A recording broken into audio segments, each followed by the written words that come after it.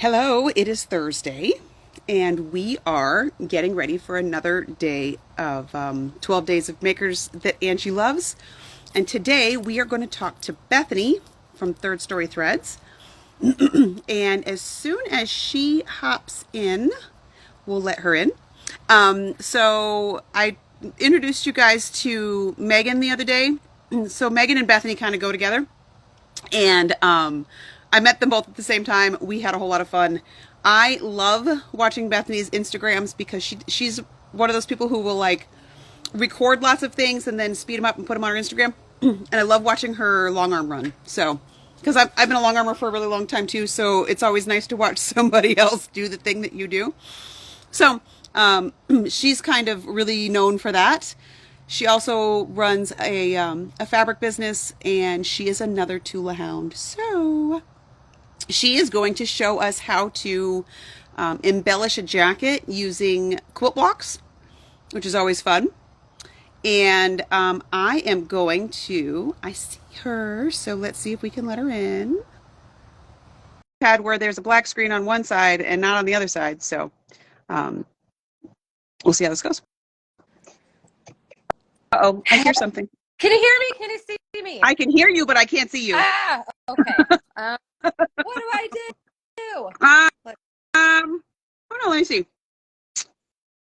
I saw you, and I let you in, and I can hear you, so I don't know why I can't see you. I can see Can myself. you see me? I can see yourself? you, and I can see myself. Can you Yes. see a split screen, and it's black on the other side? No, I just see both of our beautiful faces on here. Oh, so you can see me this time. I can. Okay. So twice now, when I was talking to Mac and when I was talking to Maddie, they could see me, but I couldn't see them. So as long as everybody else can see us, then it doesn't really matter. Knitting Granny can see both of us. So there we go. That's all that matters. So how are you? I am good. We have been a little under the weather this week. Me too. I know. I saw that the other day. I'm so sorry. I hope you're feeling better. I went to the shop today, and I immediately left as soon as the shop closed, and DJ dropped me off, and then he went to the grocery store. So, oh my gosh. Yeah. But no, yeah, I just feel like I have a cold.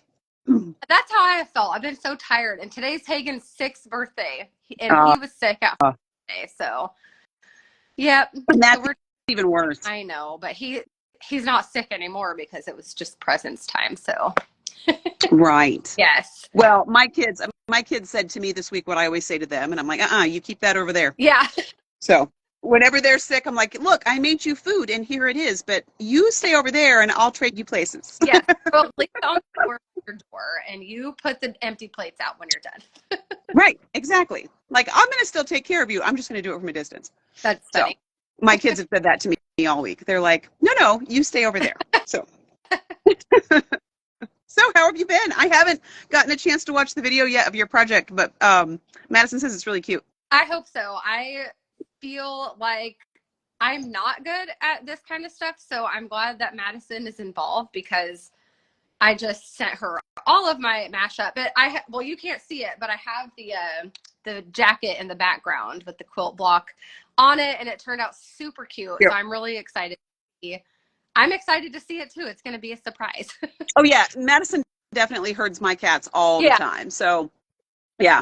In fact, yesterday I just randomly dropped like 4 different partial videos in the Google Drive, and it always looks like magic when I get it back. So I'm like, okay, because I do not know how to do that, and I do not want to learn. So I tried to learn. I do not have the aptitude for that.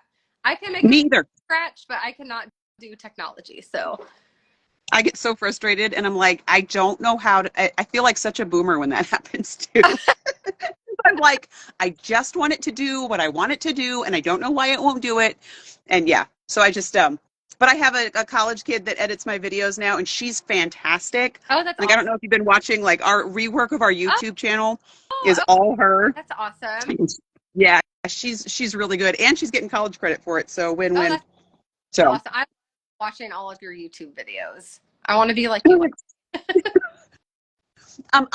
I make it a policy not to watch my videos after I make them if I can get away with it, because it makes me really self-conscious. And then I want to go back and edit it again. And Madison's like, if you touch that video, I swear to God. I'm the same way.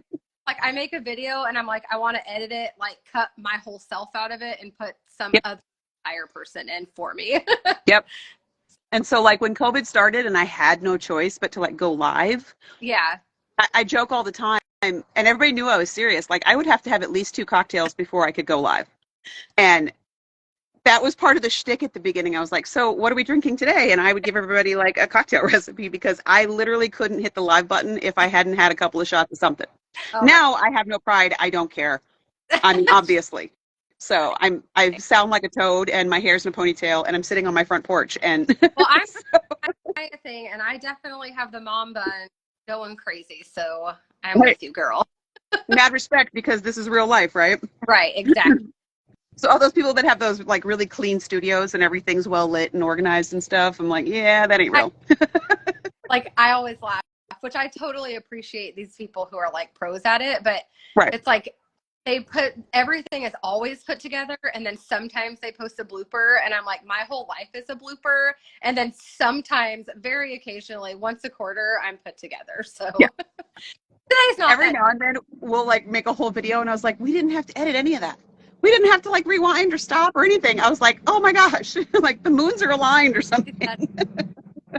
So yeah, but I love it when that happens. And I think that's why I was saying this to Megan the other day. I don't know if you watched the live that I had with Megan, but I'm a firm believer that you meet people that you're supposed to meet when you're supposed to meet them. 100%. And I know that that was true because like before I met you guys at QuiltCon, Madison had told me about both you guys repeatedly. And she's like, you guys would all get along so well. She's like, because all of us are like this crazy hot mess of different skill sets. Yeah. Yeah. I'm like, Definitely. okay then. Perfect. It's like we're all soulmates. So Yeah. So I loved it. I had so much fun with you guys at QuiltCon. So when we started putting this idea together, you know, we were making like a wish list and ideas and stuff. And it was just sort of implied that we were going to ask you guys to do this. So, yeah. you know. How did you come up with this idea? Um, I think.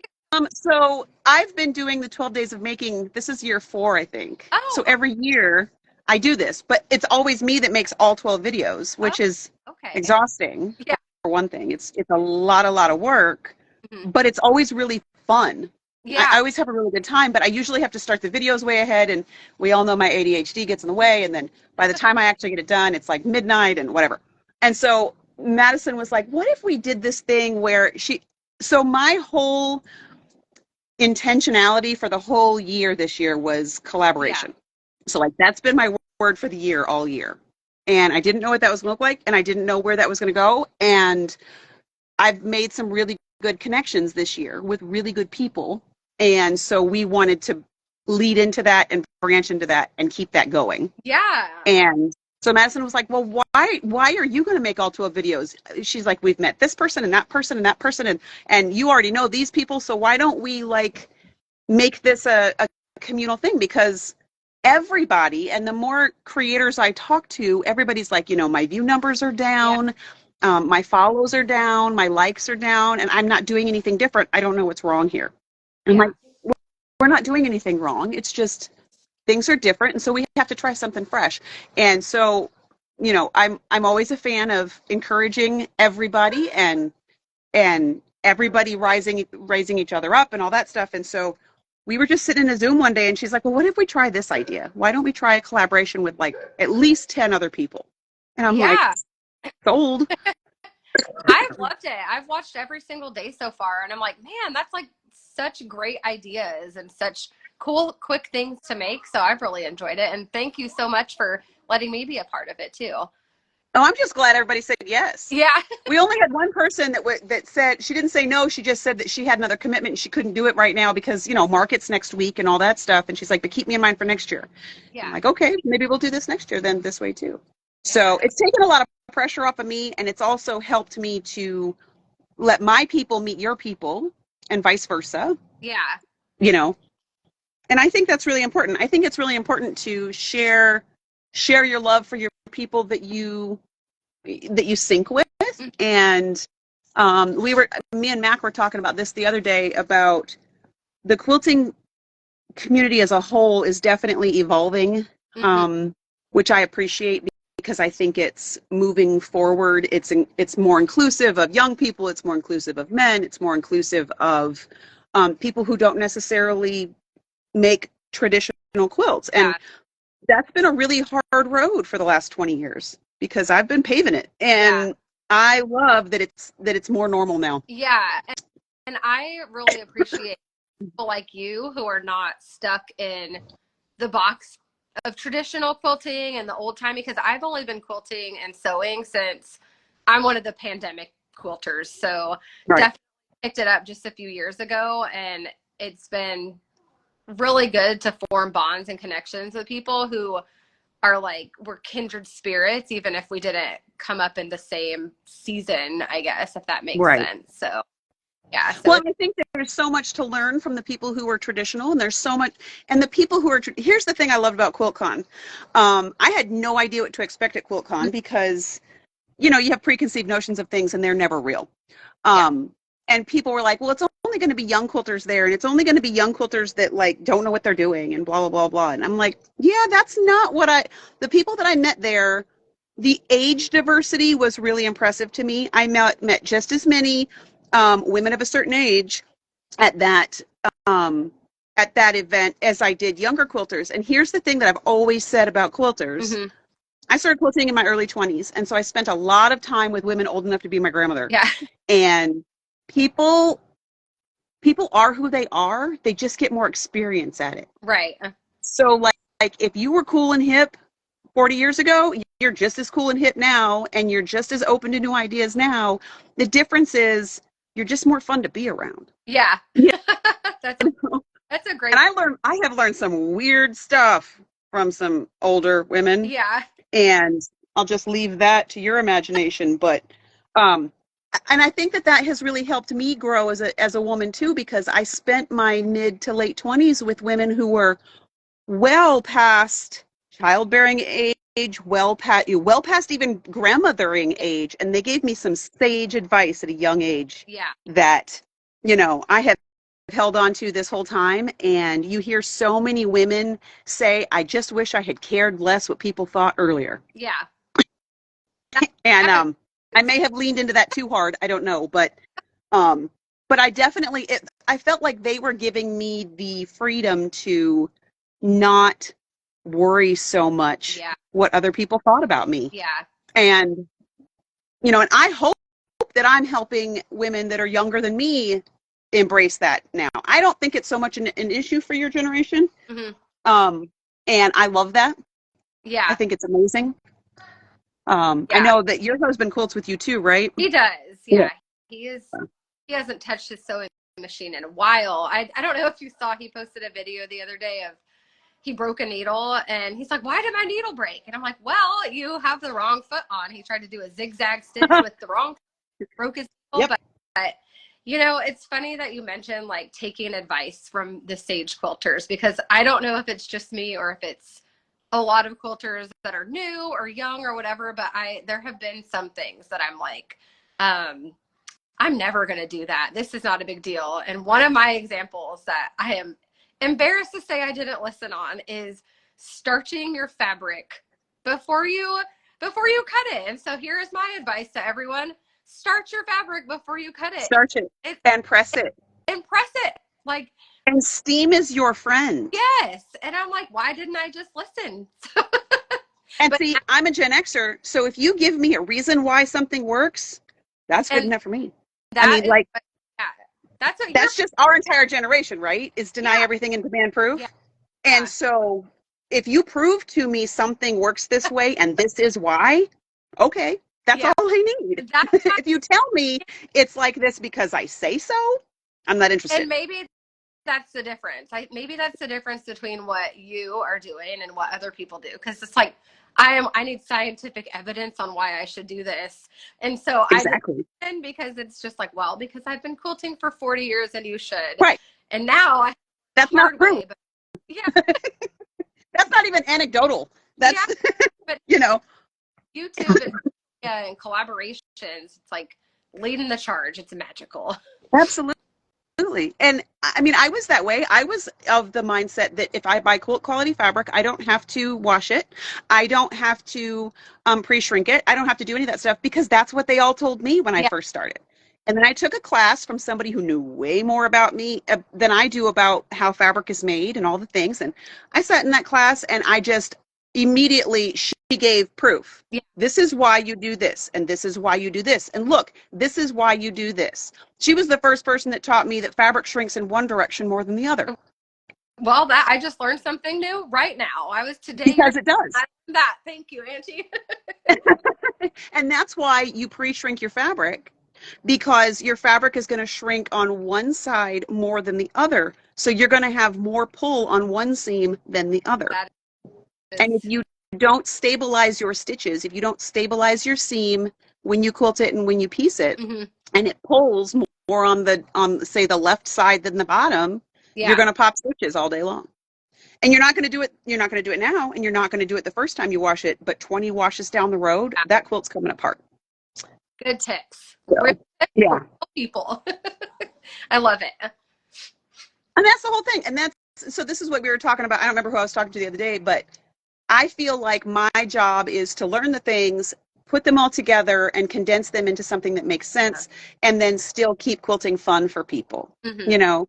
And if you can give me evidence, and that's why when I do my videos, I'm like, well, I don't know what's going to happen. We'll try it. Or you don't have to screw it up because I already have. Yeah.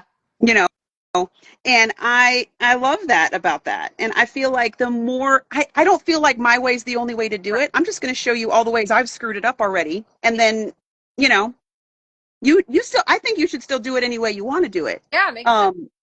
I'm just going to give you the way that I do it. And then you can look at the way she does it and you can look at how he does it. And I don't know, figure out how it works for you. Yeah. And usually it's a combination of all those things. Right. So, you know. But yeah, I was bringing up your husband because people think that we're weird because we quilt together, Mm-hmm. because me and my husband quilt together, and it's really fun to do it that way because one, you already do life together anyway, Right. so you can kind of dance around each other, Mm-hmm. and the stuff that he's better at piecing than I am, Yeah. and I'm better at cutting and pressing than he is. So we'll make a whole quilt today in one day because I cut the pieces and pin them together and hand them to him, and then he sews them, and I pull them out of the machine and press them and pin them back together again. Yeah. Oh, that is efficient. and, Right and it's there. really fun. Yeah. You know, we put on cartoons or whatever, and then we do that. So, you know, I think that the more people that are open to the idea of doing something different, Yeah. you know, I don't know. I feel like that is one of the ways that quilting is growing. I agree. Yeah. You know, And I think that's our job to teach people that. I do too. And they are, I've noticed, at least here, they're starting to bring these kind of skills back into schools, which I never thought like that would be important to me because I actually didn't take home ec or I'd never touched a sewing machine before I was a full grown adult. And my son is 13 and he's in a class and they're like cooking and they're learning how to sew and do all that stuff. And now I'm like, yes, I can get rid of all these huge fabric scraps for them to donate to. But then it's also like skills that, you know, I don't think I ever dated a guy who could sew a button on or mend a I know. mend. I didn't. Yeah, so it's like it is. I think it's becoming so much more relevant and fun. But like in my family, my dad's the one who taught me how to sew. My mom would rather have a root canal than touch a sewing machine. She thinks I'm insane. That's fun. But my dad owned an upholstery shop my whole life. Yeah. So he's the one he bought me my first sewing machine when I was like 8, and of course it was some like $20 piece of crap thing from like Toys R Us or something. And so I thought I hated it because that thing's not going to sew. Right. He just thought it was cute. And then I didn't start quilting until my third child was born. Mm-hmm. So my very first quilting class I took, Jordan was about 3 weeks old and was in the baby carrier underneath the table. And he'll be 19 next week. So you know, so that's just my whole sewing journey has happened in his lifespan. That's amazing. And I never thought I would do that. Yeah, and that's so cool. You know, and I think it's great. All my kids except one have made a quilt or designed a quilt. Yeah. one of my sons designed a quilt. He did sew it a little bit, but he's like, yeah, I don't want to do this. I should find that cool. But I think that there's a lot of things that were lost in the last two generations of hand skills Hmm. and home life skills that are now not only popular but feels like necessity to the Yeah, younger generation, and I I love that. do too. You know, I think it's exciting. So. we call it the post-apocalyptic skills. You know, Yeah, I guess we'll just have to figure out how to do it again without electricity, and then we'll be good. English So, paper right, piecing. I guess we got these. It'll just take forever to make some pants, so you better not rip them, kids. I guess that's true. Yeah. Well, I don't know. We'll figure it out though. But I mean, people have been making quilts since the beginning of human civilization. So, you True, know, and they're around some of those quilts, so that is I so. know that's the whole thing. Yeah, So, well, I'm glad that you were willing to do this with me. I can't wait to watch the video, and I can't wait to see your jacket. yeah, And when Madison told me what you did with it, I was like, ooh, I have some orphan blocks that I need to do something with. yes, it's perfect for orphan blocks, I perfect for know. so. I was making a beer quilt, Okay, a beer sort of montage quilt when we opened the store. So of course I haven't finished it. And I made these 3D hot flowers okay. that I think I might put on a jacket. Oh yeah, there you go. So That's gonna be so. that might be cute. Yeah, and I think that would be good. I did use EQ8 too, so I know that that's one of the skills that hopefully it blossoms, I guess. Like, not good at technology. I'm not very good at EQ8, but I did use it to make my block. So hopefully people learned something from that. Yeah. So, And I've used EQ8 a couple of times. Yeah, it's a learning curve that I don't have because like I can't Photoshop or any of that stuff. But it is something I'd like to get yeah, better at because it's really yeah, cool. it is. But yeah, and I talked to Madison about this too. Obviously, it's not a this year thing. Maybe it's not a next year thing either. But I think we should make some sort of retreat Oh, yes. Yep. and just do all of that stuff. Yes, You I know. agree. But I, yeah. I don't know what year it's So right. I'll and my voice is about gone. no, So I can let you go and we'll go eat some more cake and the kids are getting there you crazy. go. Thank And you. go clean up all the present mess. Yeah. Well, thanks Awesome. for doing this with me. It's been really fun. If I don't see you again at QuiltCon this year, I'm sure we'll hook up at some point this Oh, yeah, year. I'll be there. I So will be there. So sounds good. awesome. All right. See you See you soon, later. guys. Bye.